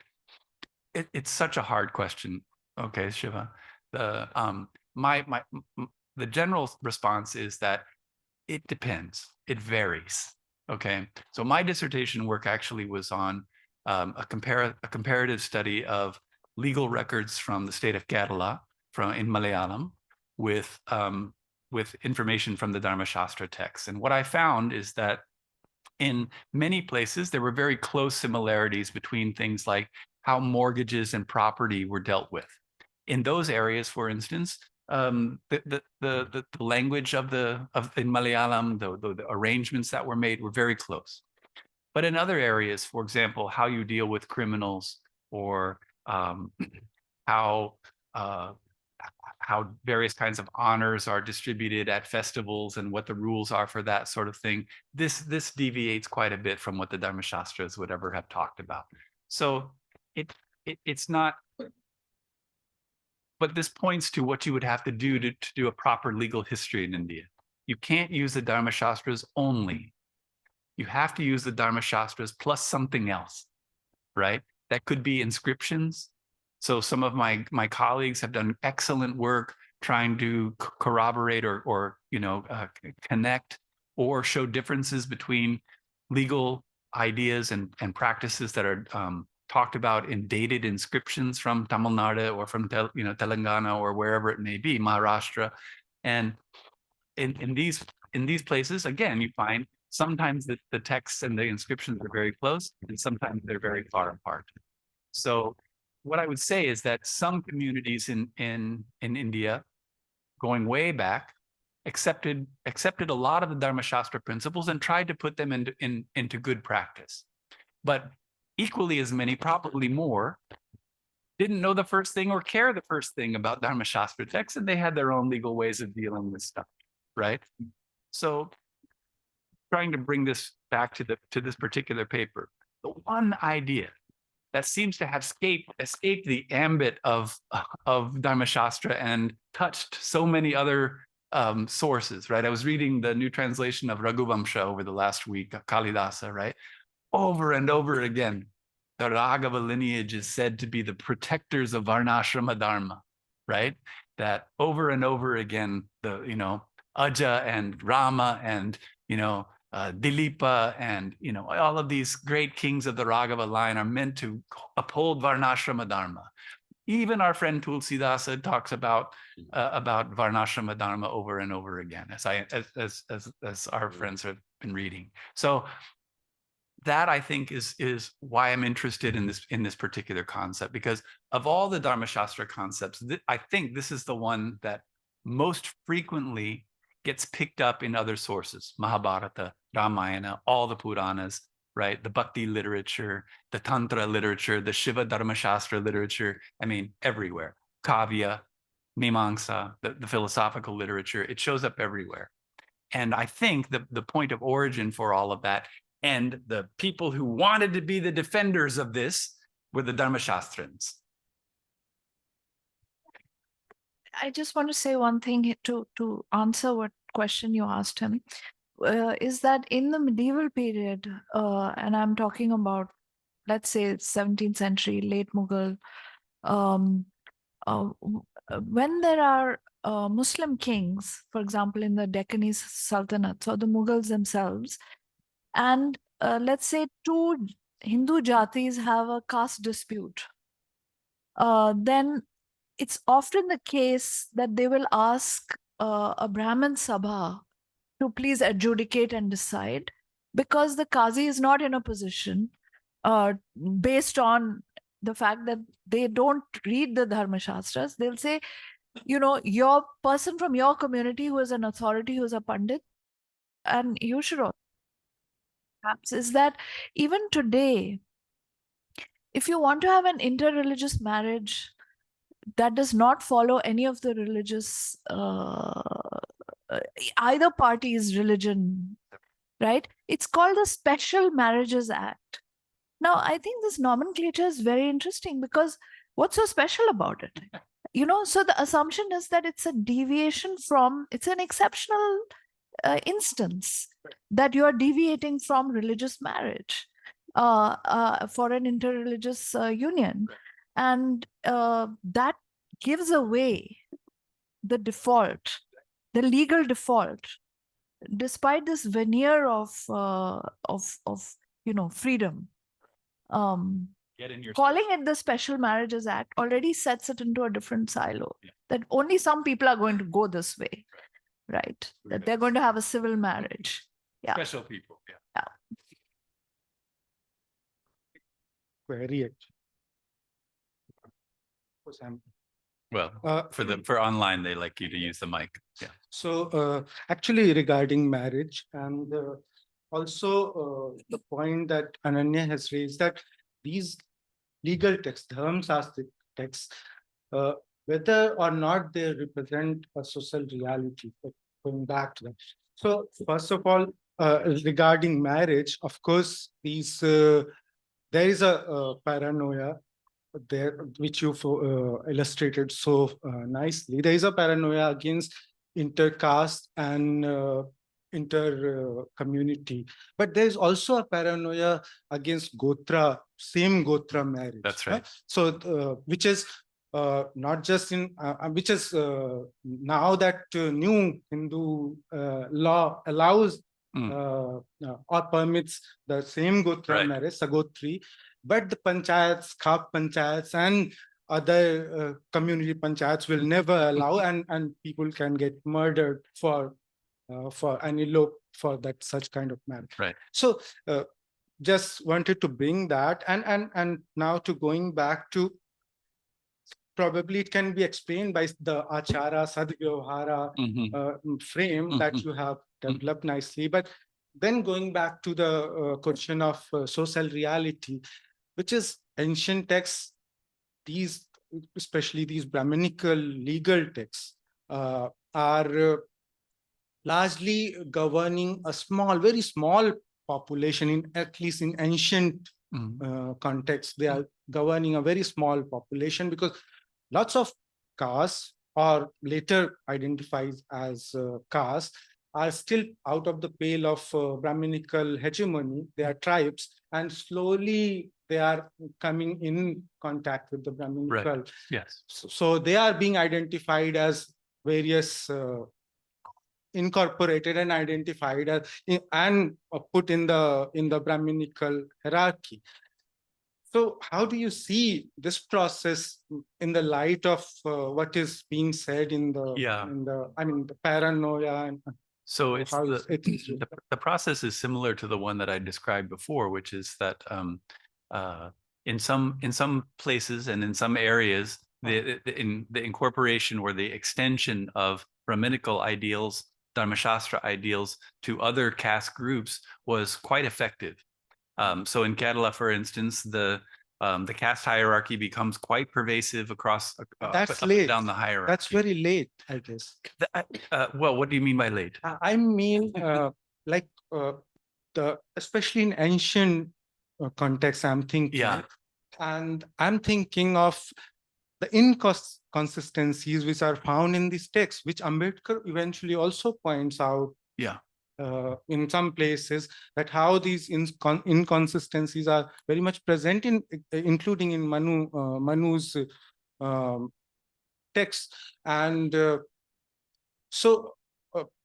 I'm thinking in terms of in a context where lots of these tribal communities are governed by their own set of rules. Yeah, definitely. And definitely when they are coming in contact with Brahminical set of values or ideas, they will not immediately Right.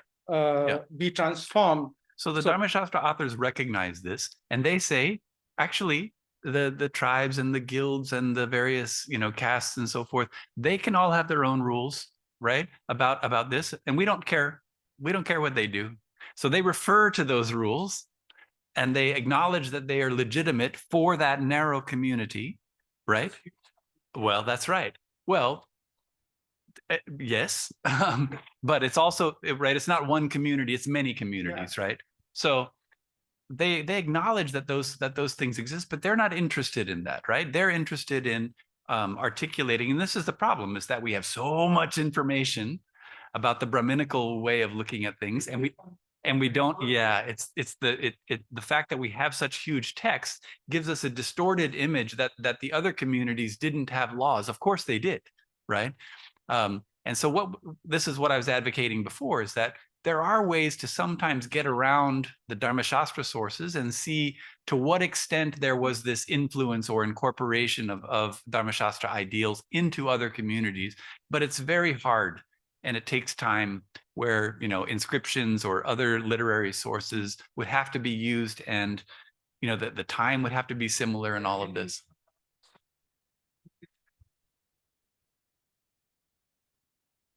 Right. Yeah, it's So right. We're running out of time. Yeah. Is there one more question? Yeah, please.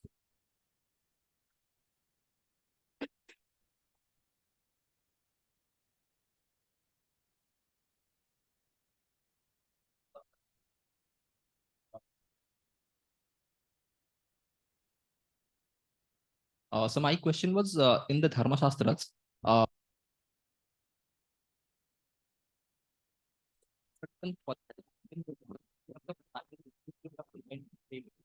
so did and how did the Dharmaśāstra traditions try to reconcile with the challenges of bhakti?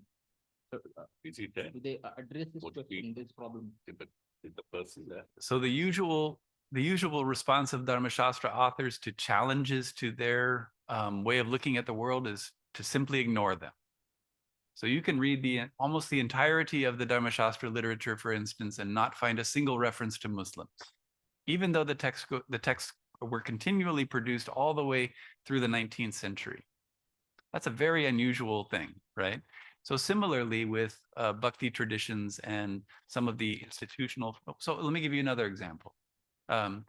Obviously, temples are an important part of contemporary Hinduism and have been for more than 1,500 years, right?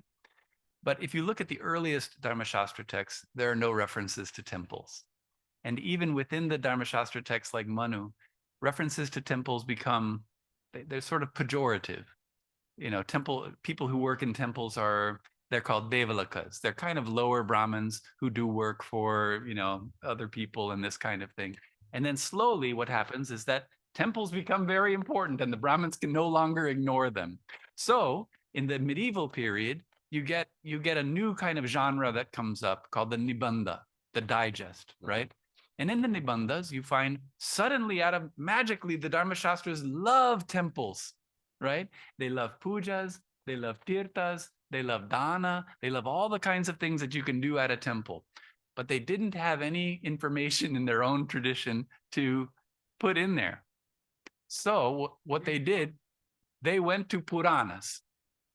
They stole all of the stuff, the material from the Puranas, and put it into their Dharma Nibandhas, and then put a little bit of Dharmaśāstra stuff around the outside, and made the temple tradition seem like it was always a Dharmaśāstra tradition, right?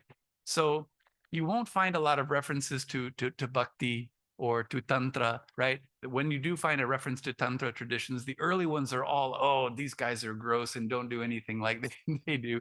And then, 400 or 500 years later, you say, well, it's okay if you speak a few tantra mantras, but don't do like these tantra guys do. So they soften on the whole thing, because Tantra becomes inescapable. It's something that so many people are doing.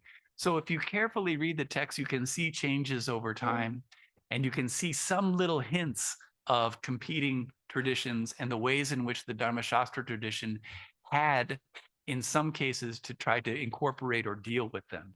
In the case of temples, they were quite successful in making it into a Dharmaśāstra tradition, but bhakti never became a big deal within Dharmaśāstra, just something that a few people do on the side.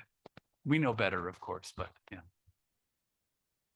I think we've got to bring this to a close. It's been a fascinating Thank you so talk much. and a wonderful discussion. But is the That's person okay. there? Yeah. Who is there? Acha, I think there can be a Wait, the question says, have you had a chance to look into Ambedkar's critique of the Dharmaśāstras, and what are your views? So can we have that person? it's okay. Yeah, Is she there or he there? it's okay. Or is it just a I'll just say question two that- words and then we can but No, because if the person is not there, then there's no point in answering. I know. है but- कि नहीं वहां पर? किसका आपका सवाल है? अच्छा, आपका सवाल है तो आप पूछ लीजिए.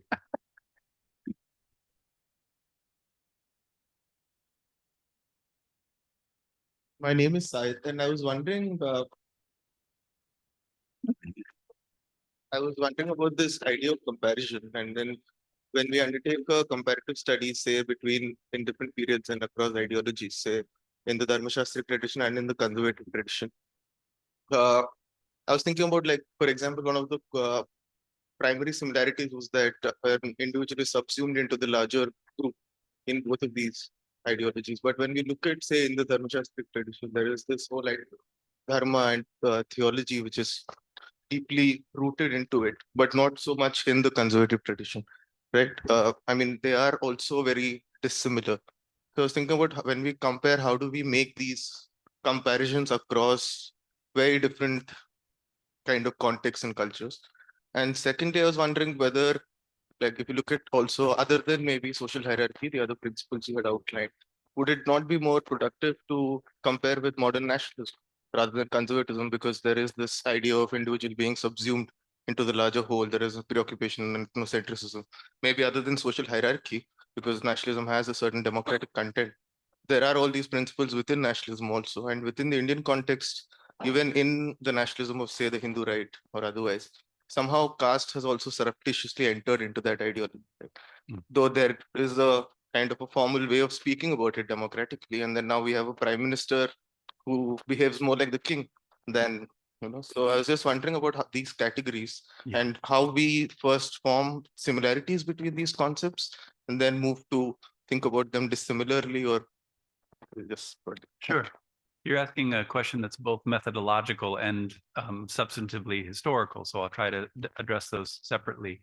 On the one hand, what I'm trying to insist upon is that in order to use the category of conservatism effectively, we first have to create some kind of reasonable consensus about what we mean by the term, and not leave it to politicians and crazy people on getting interviewed on news networks and whatnot to throw around the word and here and there to have it mean all kinds of things, and that we as academics have the right to try to define how words have been used and could productively be used, right?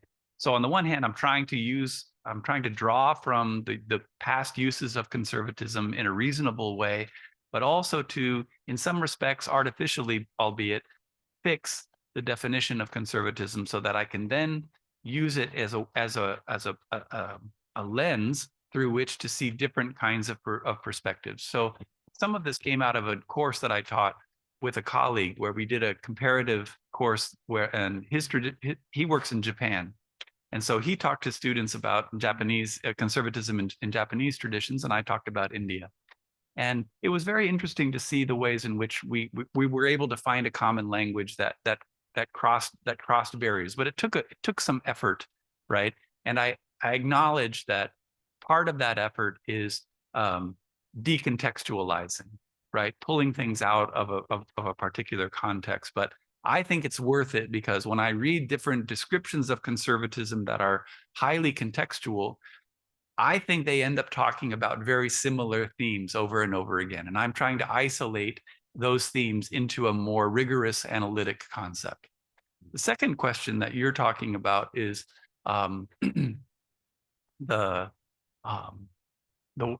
it goes back to my point around national, so the idea that we could use nationalism, for example, or another category, I think falls into the trap that I'm trying to avoid. Maybe it's wrong, but I'm pushing it a little bit, of thinking of conservatism as fundamentally a political ism, right? Nationalism, I would say, is a political ism.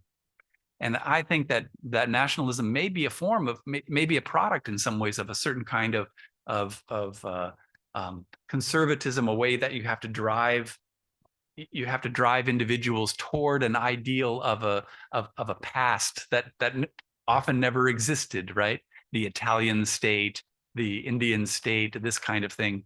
But you have to almost create an imagined nation, as Anderson would have it for us, that is part of an imagined past in order to create a nation in the present.